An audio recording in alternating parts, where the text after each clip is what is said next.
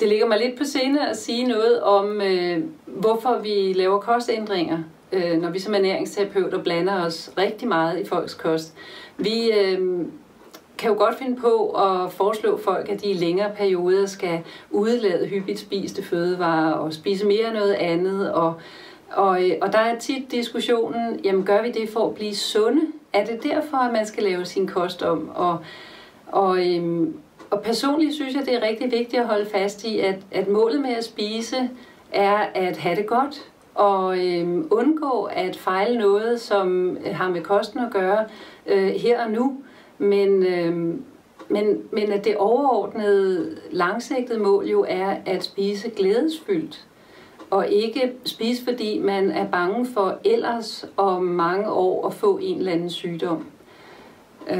Og i det ligger jo også, at der, på den ene side kan man ikke forsikre sig imod fremtidig sygdom ved bare at spise rigtigt. Og på den anden side kan man jo heller ikke se kroniske sygdomme som, at jeg har nok gjort noget forkert. Det er nok min egen skyld. Og alt det ligger jo tit i det, vi møder som modspil til det, vi foreslår, at virkelig at arbejde offensivt med kostændringer som en måde at påvirke de kroniske problemer, som mange mennesker går med.